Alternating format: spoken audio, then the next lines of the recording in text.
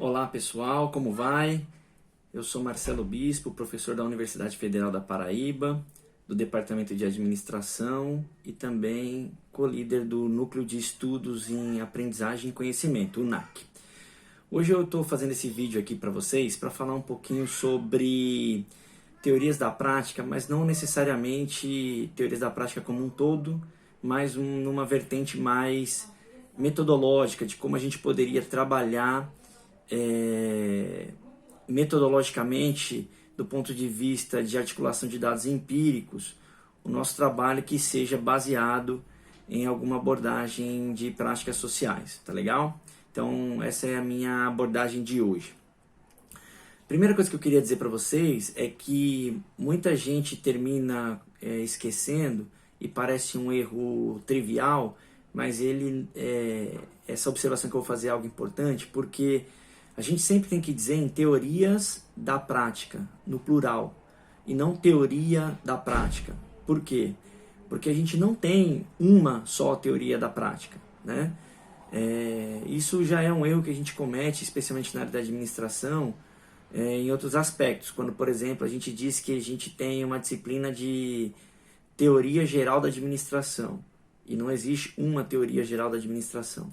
Então esse aspecto de entender que estamos falando de teorias e não de teoria da prática é o primeiro aspecto importante e metodológico, uma vez que a articulação entre teoria e método, elas são muito próximas uma da outra e elas devem ser consideradas. Então a gente não deve pensar que um método necessariamente tem vida autônoma e é totalmente descolado de uma abordagem teórica. Elas precisam ter um vínculo, uma relação.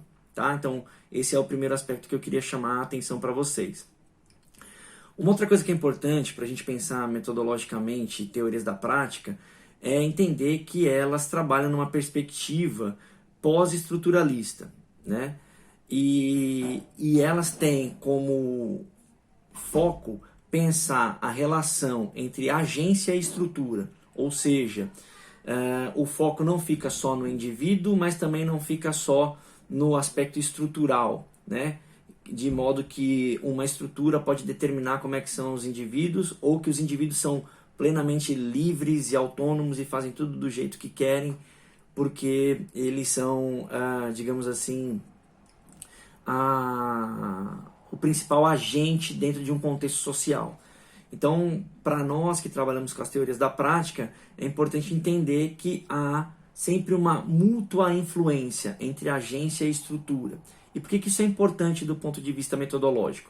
Isso é importante porque se você quiser trabalhar com experiências individuais, né, ou seja, um foco estritamente no indivíduo, então você não vai trabalhar necessariamente, ou não faz sentido você trabalhar com teorias da prática.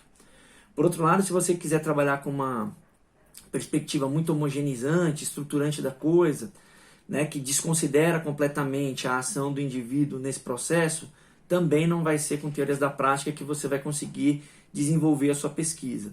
Tem sempre essa mútua influência. E isso já é um debate.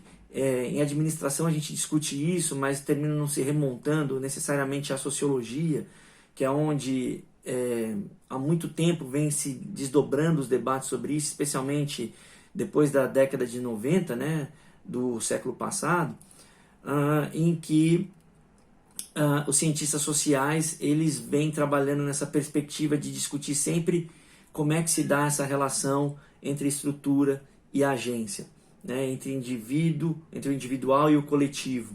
Então isso é uma coisa importante, a gente está sempre preocupado nesses processos. Obviamente que em algum momento você pode dar mais ênfase a um ou outro, ou agência ou estrutura, mas sempre nessa relação, né? Isso é importante ser dito. E tem toda uma vertente de teóricos, digamos assim, iniciais, que trabalham com isso, que são bem conhecidos provavelmente de vocês, que é o Bourdieu, e aí ele vai usar a ideia de hábitos para fazer essa intermediação entre agência e estrutura. Tem o Giddens, que vai trabalhar com a ideia de estruturação, então usando a ideia de ação como esse espaço que medeia agência e estrutura, né? E assim por diante a gente tem uma série de outros autores que trabalham com isso. Quando a gente pensa na virada das práticas, The Practice Turn, que foi cunhado ali pelo Theodor Schatzky na obra dele de 2001, organizada com outros autores, né? Eles vão tratar as teorias da prática sempre com alguma influência de autores anteriores a eles. Eu já citei do Giddens, tem o Bourdieu, também tem o Wittgenstein, né? Tem o Heidegger, o próprio Marx, dependendo de onde você vai percorrer, também tem alguma influência nesse processo, tá?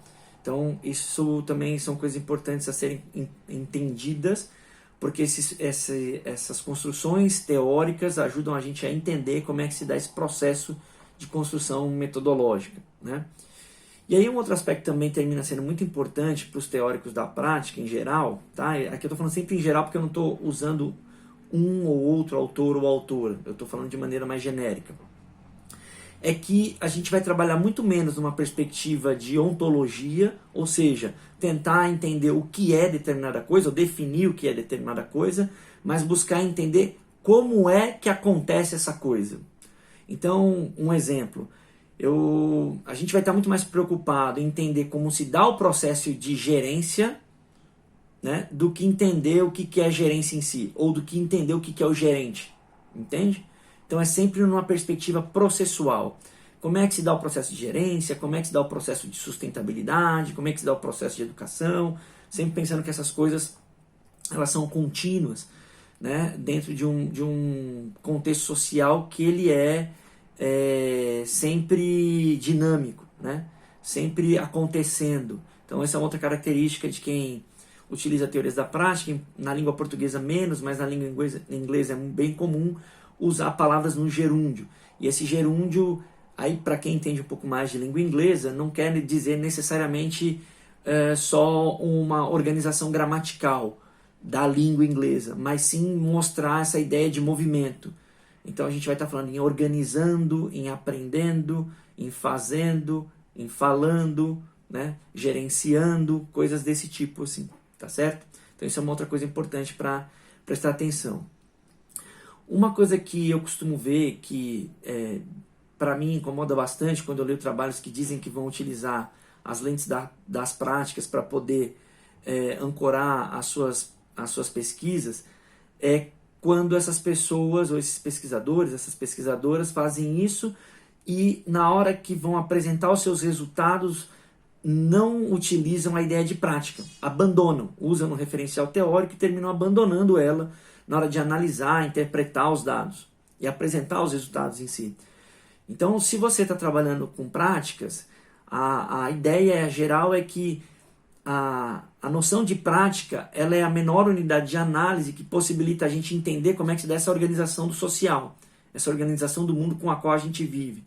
Então, em geral, a gente vai usar o termo práticas para poder definir os objetos, para definir os fenômenos que a gente está estudando, né? Então, por isso que a gente tem sempre alguém dizendo alguma coisa como prática ou alguma coisa na prática, né? Então, tem esse foco na prática. E aí o que acontece muitas vezes que eu termino percebendo, né?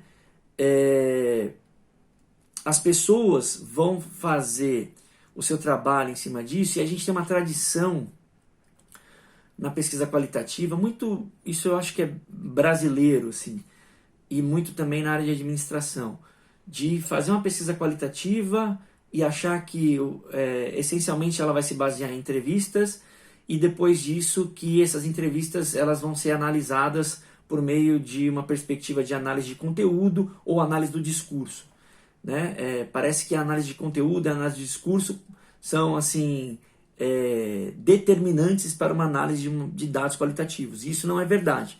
Ainda que eu reconheça a potencialidade da análise de conteúdo e das variações de análise do discurso, elas são apenas possibilidades de análise de dados, né, qualitativos. Então a gente tem outras possibilidades. E por que eu estou falando isso para vocês, né?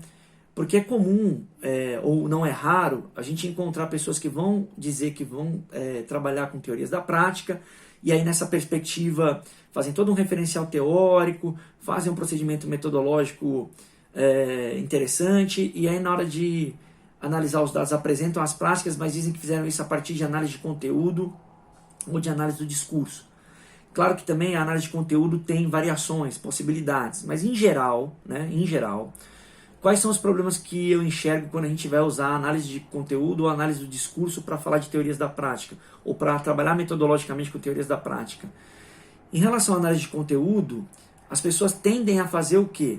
Pegar os dados que eles têm, né, que essas pessoas coletaram ou construíram no campo, dependendo da nomenclatura e da abordagem que você quer utilizar, e fazem o seguinte: picotam isso. Ou seja, ficam caçando palavras, conjuntos de palavras no emaranhado de dados que você tem ali, para poder fazer categorizações e dar explicações, né?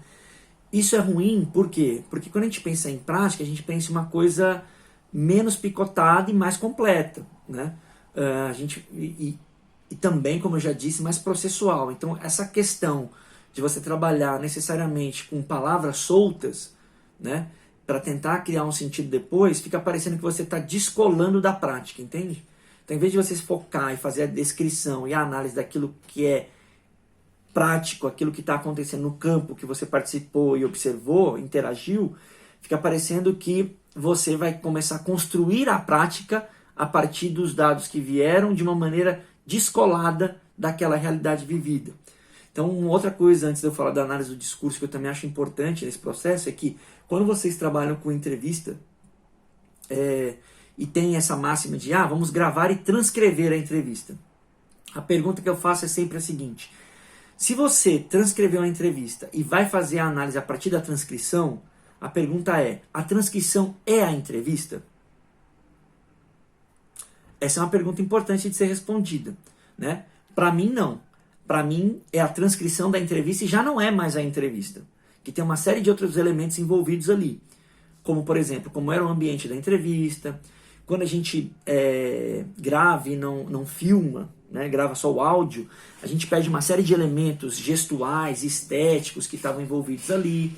Então, isso são coisas que precisam ser levadas em consideração, tá? Tudo isso em termos genéricos, porque eu também sei que existem várias abordagens que vão fazer análise de, eventualmente, conteúdo ou do discurso e que vão querer trazer esses elementos que eu citei aqui para análise. Mas isso é uma coisa importante de ser observada. Em relação à análise do discurso, o que é importante ser observado é que quando a gente está falando de práticas, as práticas são um conjunto de atividades em geral, né? Pegando assim os vários autores, a gente pode dizer que práticas são um conjunto de atividades, e essas atividades são constituídas por um conjunto de fazeres, um conjunto de ações, né? E tudo isso vai para além do discurso, entende? Para além de uma narrativa. Então, o discurso, ou a fala, ou essas coisas relacionadas, são apenas uma parte da prática. Então, quando eu vou me remeter a uma análise do discurso para entender a prática, eu só estou pegando um elemento da prática. Então, por isso que eu também acho problemático quando a gente quer lançar mão apenas de análise do discurso para poder fazer essas análises.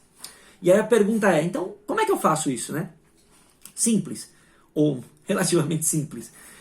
A minha sugestão é que vocês busquem entender quais são esses conjuntos de atividades que podem ser entendidas como uma prática, porque a prática é uma abstração teórica.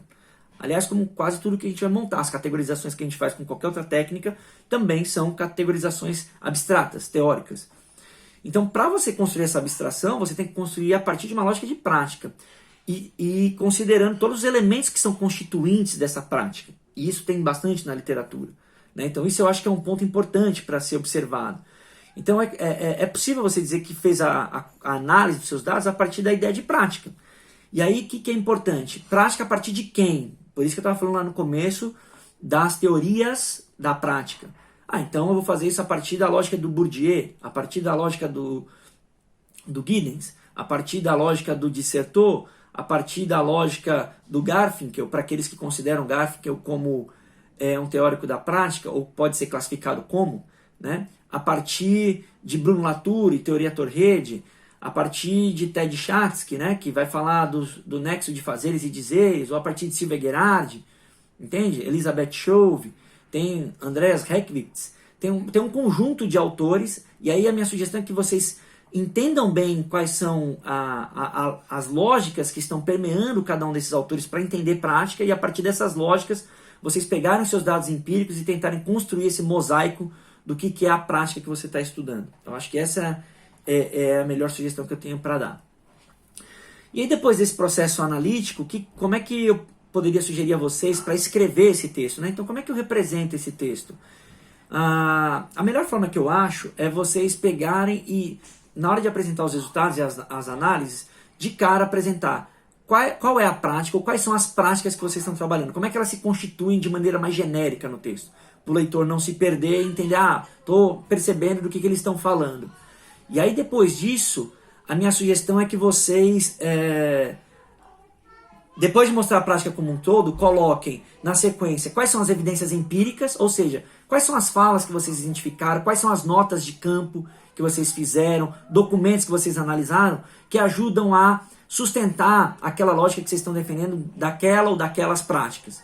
E aí, por fim, vocês amarram esse trecho fazendo uma interpretação teórica da prática que você sugeriu e dos dados empíricos que você apresentou. Ou seja, fazer essa relação, buscar estabelecer essa discussão entre dados empíricos e teoria. Tá certo? Eu acho que assim é um bom caminho para vocês trabalharem. Então essa era a dica que eu queria dar para vocês hoje aqui e agradeço a oportunidade de poder estar dizendo isso para vocês. Espero que seja útil. Se vocês tiverem alguma dúvida, é só entrar em contato comigo que eu vou ter o maior prazer em poder bater um papo com vocês e esclarecer mais um pouco sobre isso. Tá bom? Até a próxima!